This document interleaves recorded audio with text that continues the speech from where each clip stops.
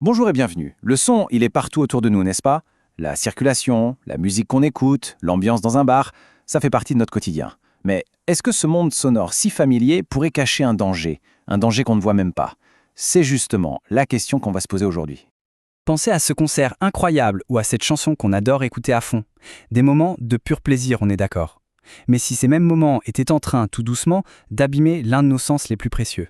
Et le pire, sans même qu'on s'en rende compte. La réponse, vous allez voir, elle est assez surprenante. Alors voilà, il faut imaginer notre audition comme une sorte de capitale de départ. On est avec une quantité bien précise de cellules auditives et c'est tout. Elles ne se renouvellent pas.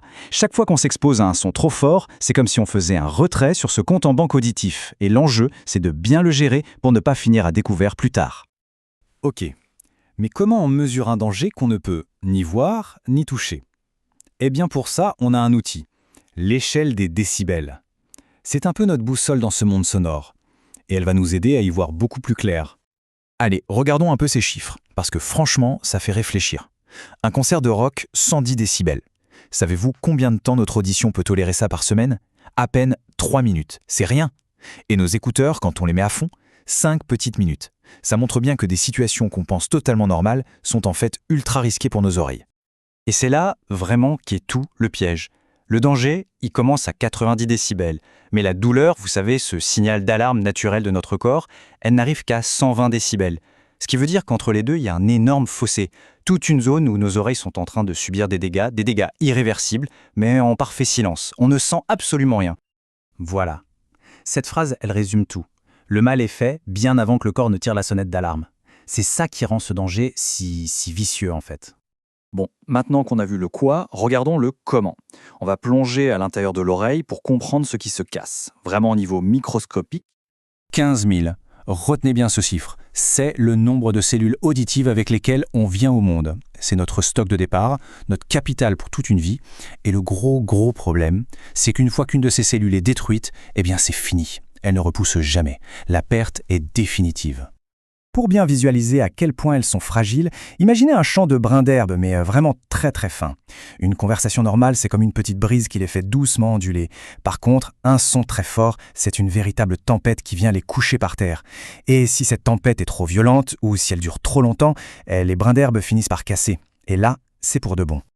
Le mécanisme de l'audition, c'est une petite merveille de précision en 4 étapes. D'abord, on capte le son. Ensuite, on l'amplifie. Puis, on le convertit en signal pour le cerveau, et c'est là que ça se complique. La 4e étape, malheureusement, c'est quand on endommage le système. C'est à ce moment-là que tout peut basculer.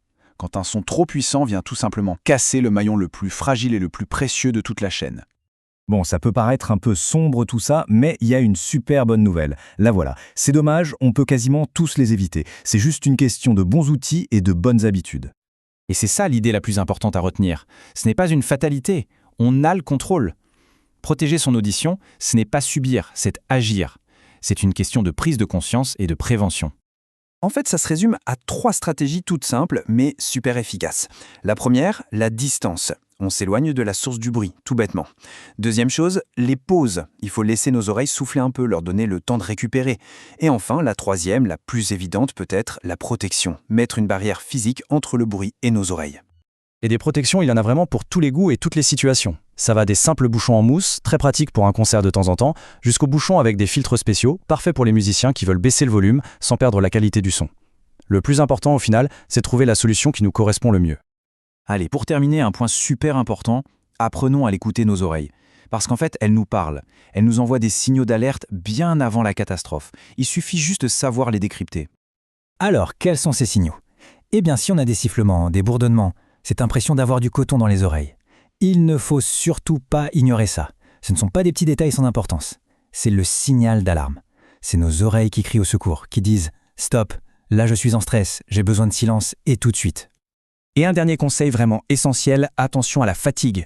Quand on est fatigué, tout notre corps est fatigué, y compris nos oreilles. Et des oreilles fatiguées, c'est des oreilles beaucoup plus vulnérables au bruit. Donc en fin de soirée ou après une grosse journée, il faut redoubler de prudence. Et voilà, on arrive à la fin. Maintenant, on sait. On comprend mieux les risques. C'est la première étape et elle est cruciale. Mais la deuxième étape, la plus importante, c'est celle qui nous appartient à tous. Alors, la question que je laisse en suspens, c'est, maintenant qu'on sait tout ça, qu'est-ce qu'on va changer dans notre façon d'écouter pour prendre soin de ce capital si précieux?